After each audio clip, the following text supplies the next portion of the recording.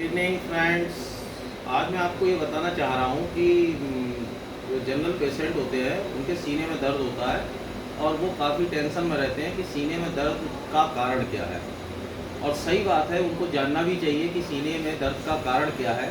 कई बार तो muscular pain होते हैं, कुछ लोगों को दर्द होते हैं तो वो लोग मान के चलते हैं कि हमें गैस बन रही होगी।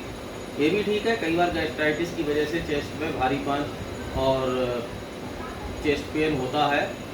लेकिन अगर ये चीज़ें बार बार होती हैं या सीने में दर्द घबराहट के साथ होता है, बेचैनी के साथ होता है, पसीना आता है, तो उस पेन को नॉर्मल नहीं लेना चाहिए।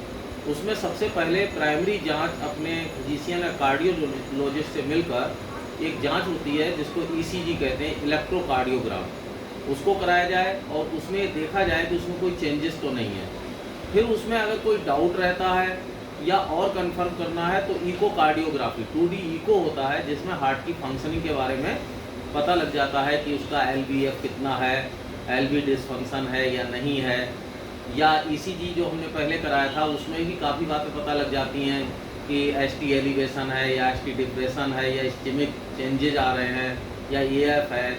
BT-BF तो खैर बहुत बात की बात है कि उसमें बहुत प्रॉब्लम्स होती हैं तभी निकल के आता है।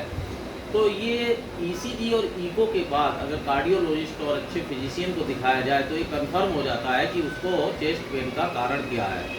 कई बार लोगों को ब्लड प्रेशर हाई रहता है और वो हाई ब्लड प्रेशर की दवाई खाते रहते हैं, बट उनको पता नहीं रहता है कि हाई ब्लड प्रेशर का कारण क्या है।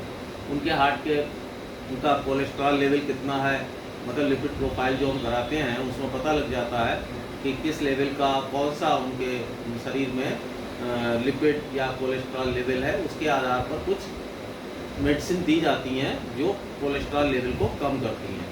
दूसरा, ब्लड प्रेशर की भी कई दवाइयाँ आती हैं। कुछ लोग तो एक बार पर्चा बन जाता है और उसी पर्चे की जन्मांतर तक कोई पर्चा दिखा दिखा के दवाइयाँ खाते रहते हैं और कई बार उनका ब्लड प्रेशर बढ़ता रहता है और वो उन्हीं दवाइयों को फेल करते हैं। ऐसी चीज़ें उनको नहीं करना चाहिए। कम से कम कुछ नहीं तो 1 महीने, 2 महीने या 3 महीने में अपने फिजिशियन या कार्डियोलॉजिस्ट से संपर्क करें।